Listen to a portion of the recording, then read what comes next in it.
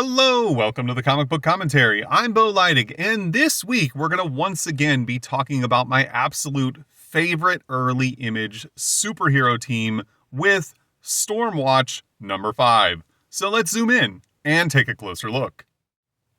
First published in November of 1993, we can see here a very, very cool cover of Backlash, all battle damaged, looking rough and ready, standing over a bloodied and beaten Talos, a member of Warguard, which, despite how cool all this looks, is actually one of the problems I have with the story of this book.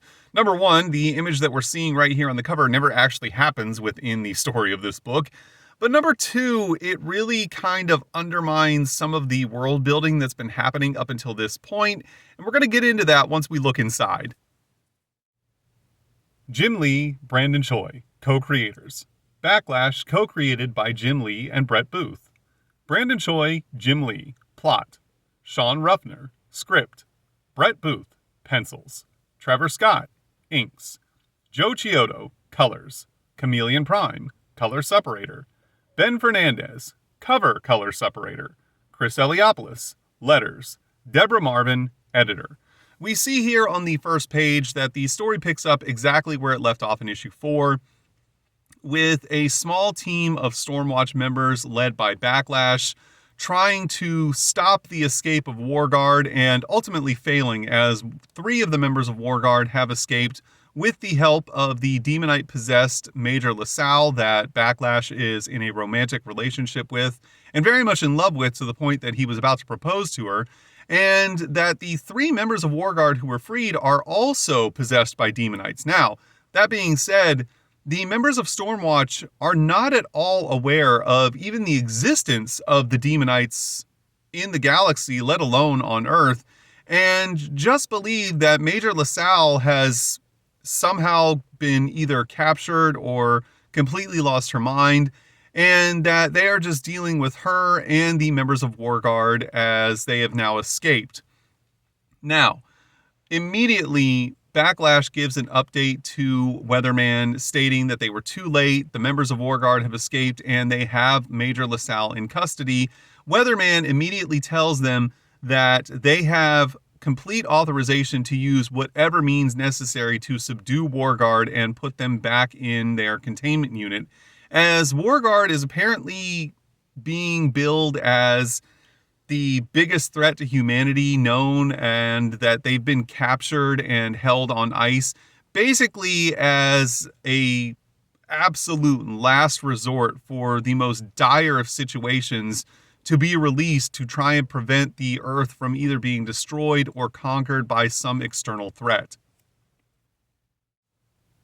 The battle ensues immediately, with Warguard and the members of Stormwatch instantly clashing as we see Talos attack Backlash, Cannon recklessly charging in at Hexon, and Diva going toe-to-toe with Nychus or Nychus. Her name is spelled Nychus.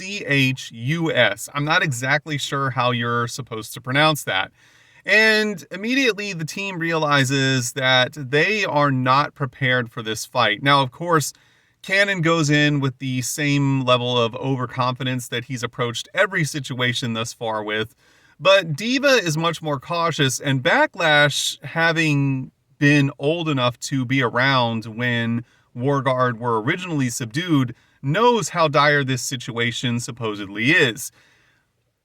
Now, I gotta say, right off the bat, I hate the design of the Warguard characters. Their costumes and outfits are just so over the top, to the level of being completely absurd.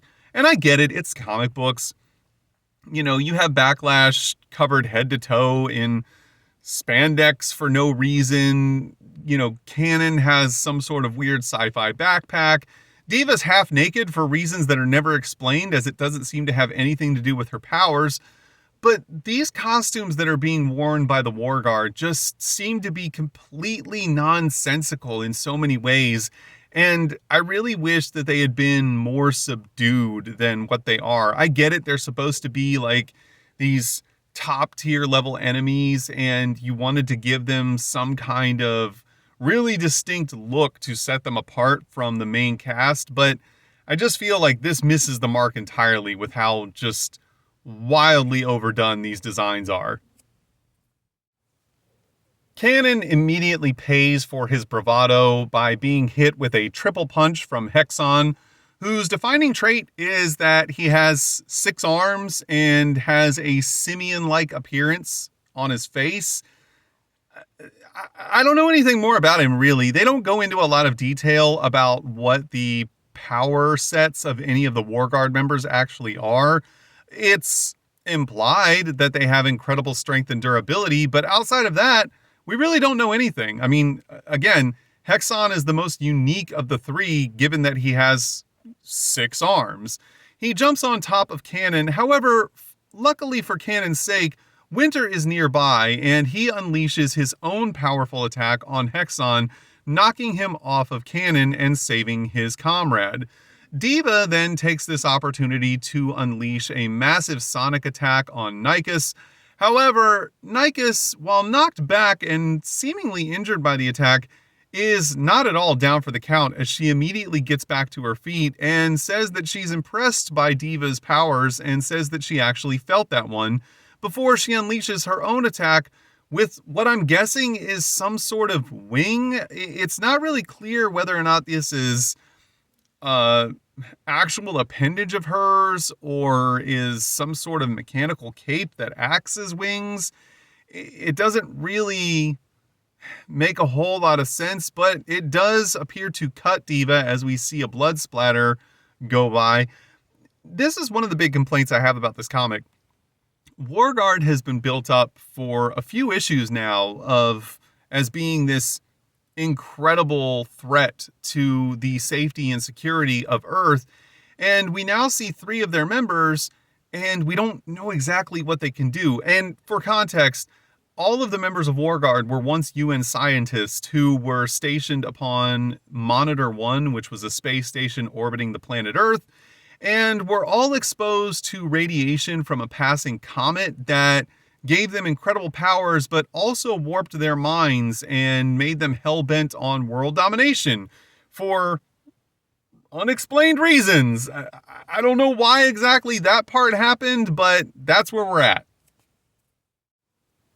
We then see that Talos is getting the better of Backlash as he grabs him by the throat and slams him into the ground. Backlash attempts to use his psionic whip to retaliate. However, it seems to have very little effect on Talos, as Talos even states, "It's too bad that I have to end you now. You would have made a fantastic Demonite host." This is actually the first point at which any of the members of Stormwatch are given any kind of information as to the existence of the Demonites.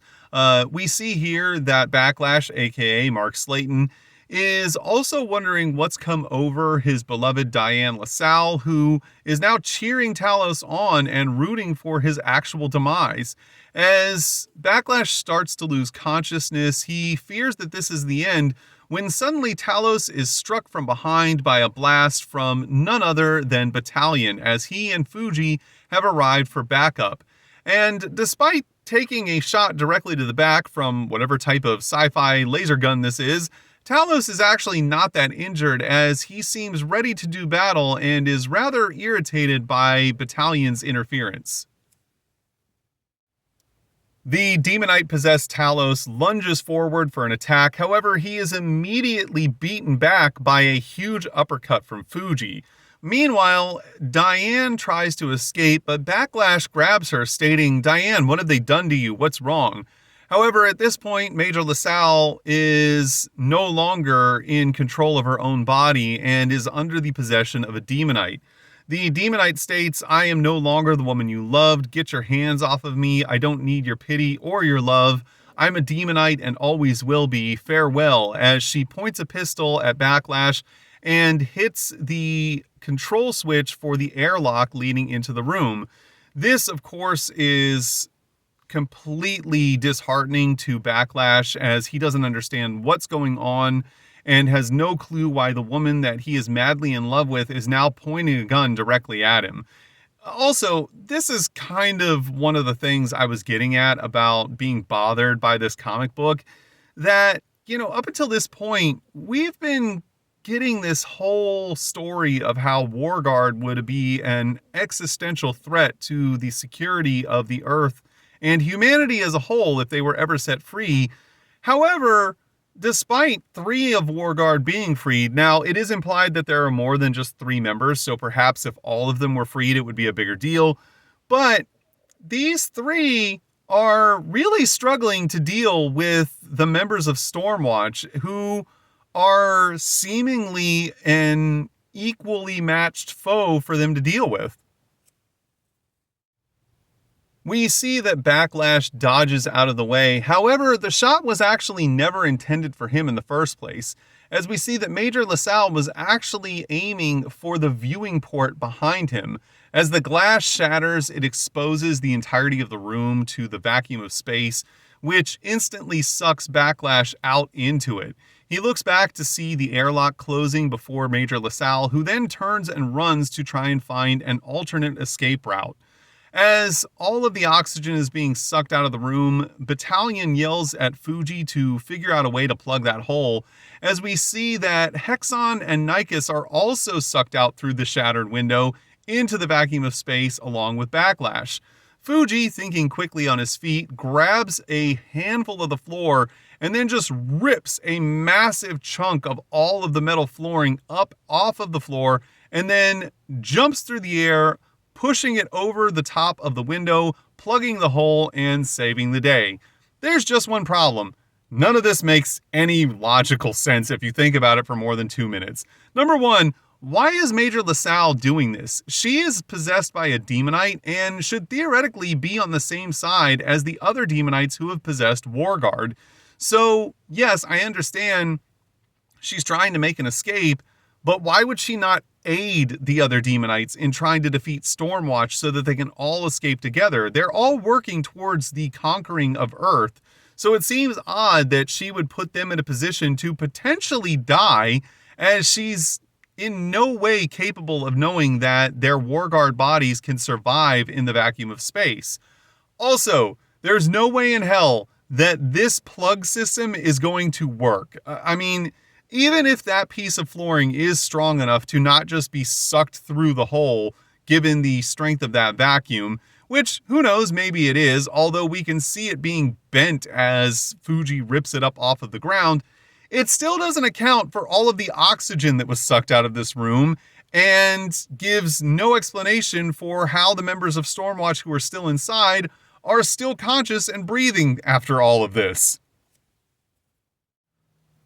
With the other 2 members of Warguard gone, Talos is now left alone to face off against Fuji and Battalion. He states that when the other 2 members reach the surface of planet Earth, that it will be the end of the human race as they know it. Battalion thinks to himself that he's noticing that there seem to be more than one entity present within Talos's mind, and Talos, possessed by a demonite, is capable of actually picking up on the fact that his mind is being read, as he mentions to Battalion, "Oh, you're a telepath." Well, then obviously you know now that there's more than just the being Talos that you know. There's also a demonite involved or inside of this vessel. And it's a shame that the 2 of you are the only ones that are ever going to know this, as he plans on ending both of their lives. However, he doesn't realize that they're not alone anymore, as someone from behind taps him on the shoulder and says, "No, make that 3. As we see Winter grab Talos, put him in a headlock, and shout, "Battalion now!" Battalion wastes no time in unleashing a psionic attack on Talos, which instantly knocks him unconscious, as Winter states, "We've got to get him back on ice and then go help Backlash immediately." Now, the problem I have here is that while it does seem likely that the 3 of them could potentially defeat Talos, as we've not seen anything up until this point that would make us believe he's more than a match for 3 of the strongest members of Stormwatch, it doesn't account for the fact that we've never seen Winter being portrayed as having anything more than normal human strength. Yes, he does have energy powers that he can use, but we see here him easily subduing a character who is being portrayed as having incredible levels of super strength, as we've already seen him weather being shot in the back and punched by Fuji. So it does seem odd that Winter would be able to so easily subdue him long enough that Battalion could unleash one of his psionic attacks that would knock him out. Meanwhile, outside of the space station, we see that Backlash, Hexon, and Nykus are all floating around throughout the vacuum of space as Backlash tries to figure out how he can get himself back inside of the space station. Now, assumedly, his powers are somehow protecting him as his body seems to be holding up, but he notes that he doesn't know how long that's going to happen, and he still has to figure out a way to breathe in the vacuum of space as he's currently just holding his breath. He tries to grapple onto the side of the station using his psionic whip, however, it is not long enough, and he realizes that things are definitely not going his way. Back inside of the space station, in one of the hangar bays, we see Major LaSalle approaching a newly completed experimental assault spaceship that the members of the Skywatch space station have been working diligently on. She grabs one of the men outside of the ship, putting a gun to the side of his head, and states, "When will that ship be operational?" He confirms that it's going to be ready to go within the next 5 minutes, and she says, "Excellent, tell the captain that we're coming aboard and that we're going to depart." Now, I have a few problems here.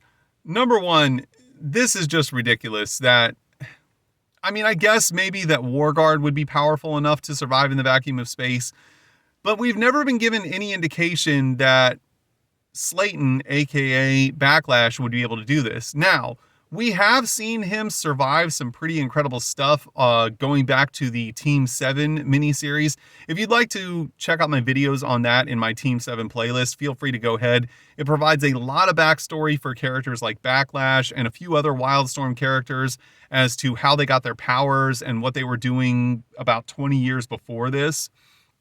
But we've never seen anything to give us any kind of clue that Backlash has a body that would be able to deal with the freezing temperatures and the pressures of the absolute vacuum of outer space.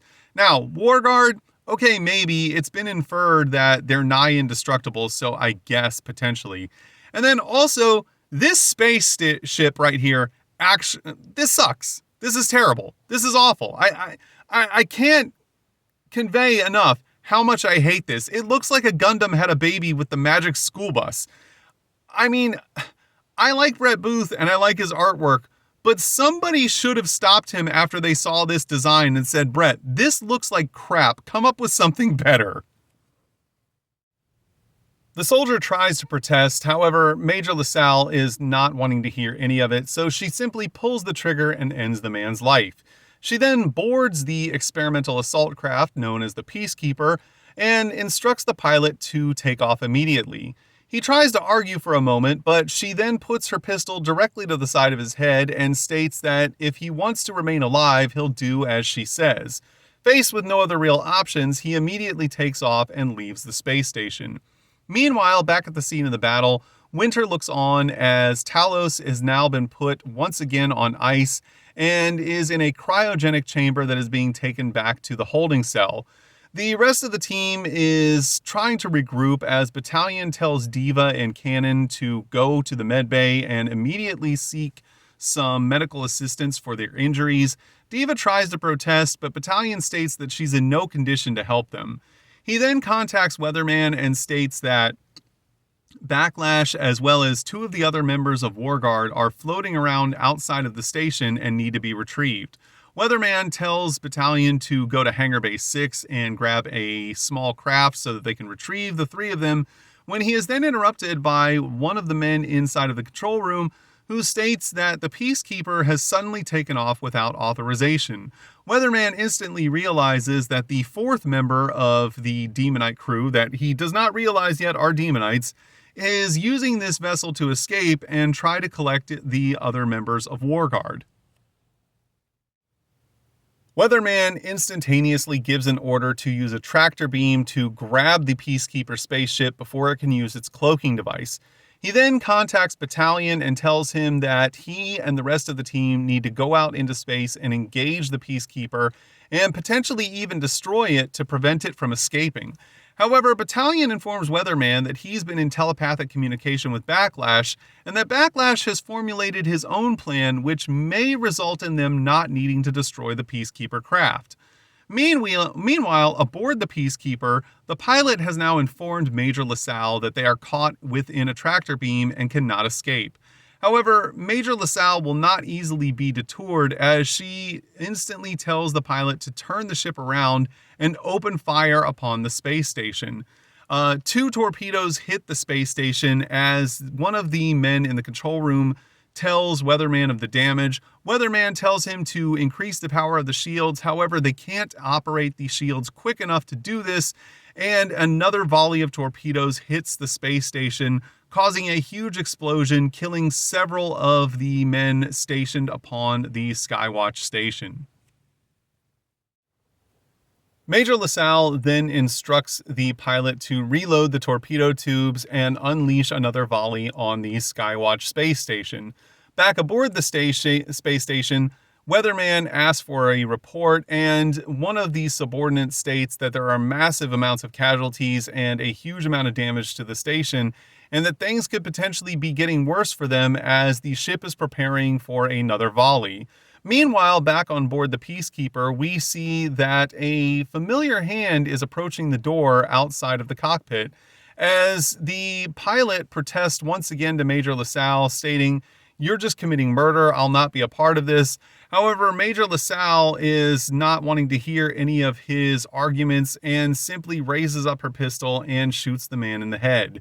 She then runs up to the control panel and states that she's surprised, once again, remember, she's possessed by a demonite, that this is one of the most advanced ships that the humans have, but the technology seems so incredibly just terrible compared to what the demonites have. As she locks the torpedoes onto the Skywatch space station, she attempts to hit the button, but is suddenly grabbed around the wrist by a psionic whip. This, of course, belongs to Backlash, as she is kind of shocked to see that he's still around, believing that she had killed him when she launched him into the vacuum of space. However, Backlash states that he's full of surprises and that he's been contacted by the other members of Stormwatch, who have informed him that Talos was in fact possessed by some sort of alien entity, and he believes that that's what's happened to Major LaSalle. Now, I don't know why he needed to be told this by Backlash, as Major LaSalle straight up said that she was a demonite before she blasted the window and launched Backlash into outer space in the first place. So he should have known something was up at that point. The demonite, believing that Backlash will not harm the woman that he loves, just stares defiantly at him and states, "What are you going to do?" However, Backlash retorts by stating that he is more than willing to sacrifice the love of his life if that's what it takes to defend all of humanity from an alien invasion. At this point, the demonite goes for broke, stating, "Please, baby, you wouldn't hurt the woman you love, would you?" and then attempts to press the button. However, Backlash doesn't fall for this, as he immediately unleashes a massive burst of energy through his psionic whip that courses through the body of Major LaSalle. The shock of the attack forces the demonite to separate from her body, as we see that it is actually a rather large demonite, much bigger than any of the ones that we've seen up until this point. And we then see Major LaSalle fall to the ground screaming in agony. The demonite states that Backlash has ruined everything and that he will pay for his insolence with his life, as the demonite grabs Backlash around the throat and begins choking him to death. And Backlash states that the demonite caught him off guard and that he can't come up with a counterattack, as he slowly loses consciousness, stating it can't end this way, not now. We then see that Backlash loses consciousness. He awakens sometime later aboard Skywatch in one of their med bays and is accompanied by a doctor, Battalion, and Synergy. He's trying to figure out what happened, and Battalion informs him that they believe that the other 2 members of Warguard burned up in the atmosphere, and that the battle amongst the Peacekeeper basically put the Peacekeeper out of commission, but that the only people that they found aboard that ship were Backlash and Major LaSalle. Upon hearing this, Backlash remembers that Major LaSalle was there with him and immediately jumps up out of bed asking, how is she? Where is Diane? Is she okay?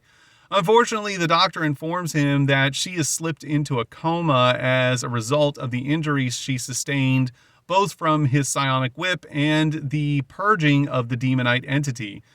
Upon hearing this, we see Backlash run out of his room and to the side of the woman he loves, trying to figure out what he can do to help her as he collapses over her unconscious body, asking what can be done.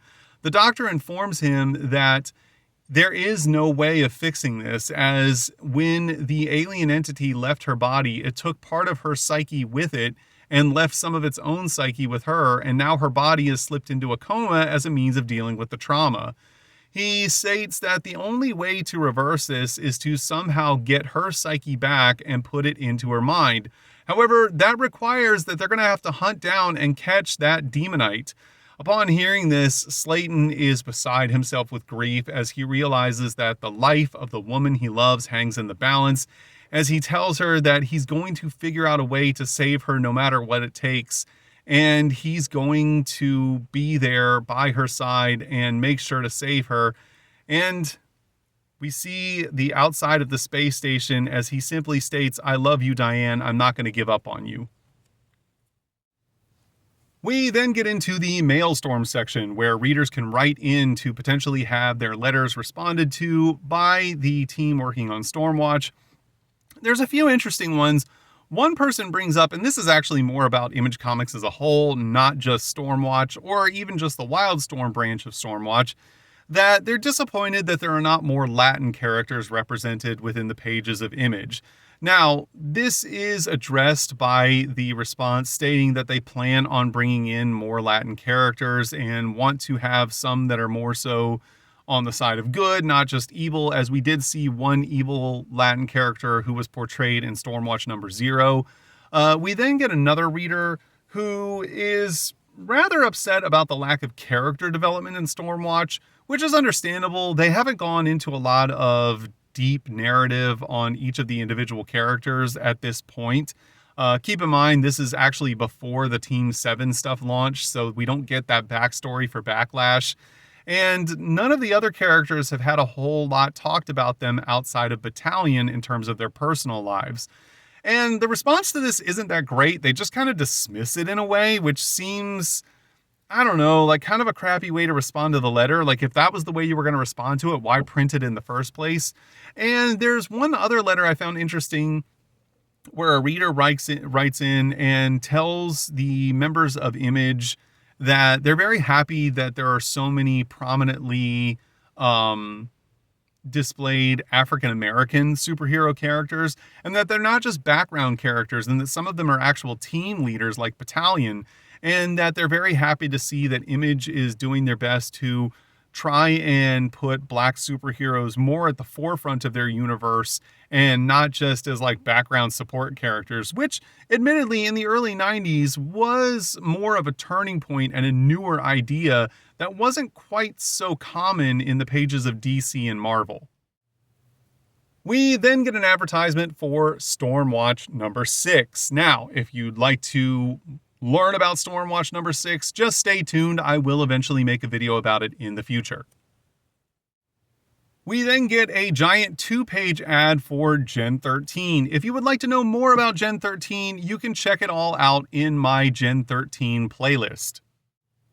We then get an advertisement for the Kindred team-up miniseries between Grifter and Backlash. I believe I have all the issues of Kindred, and if I do, I will definitely start making videos about it when I get to the point in the stories of both Stormwatch and Wildcats where this miniseries would pop up. And on the reverse inside cover, we get an advertisement for Wizard Magazine, which no longer exists anymore, but it was a big deal in the early 90s, so if you were into Wizard, I get it. I know I was.